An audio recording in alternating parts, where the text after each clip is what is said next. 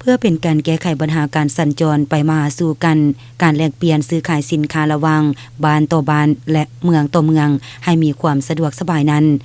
เมื่อในตอนเที่ยงของวันที่23ตุลาที่ผ่านมานี้ทานซอยมณีจันเนงเปาหักษาการเจ้าเมืองไสจำพรได้สมทบกับโครงการยุทธธิการและขนส่งเมืองภาคส่วนที่เกี่ยวข้องคันเมืองลงติดตามสุกโยการซ่อมแปลงเส้นทางแต่เทศบาลบ้านน้ำอ่อนหาบ้านเพียงดี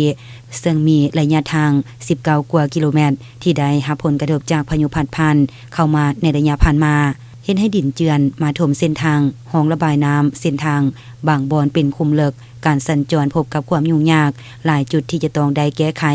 ดังนั้นการน้ำเมืองจึงได้ประสานสมทบกับโครงการที่เกี่ยวข้องเสนอหาบริษัทเพื่อแก้ไขฉุกเฉินในเบื้องต้น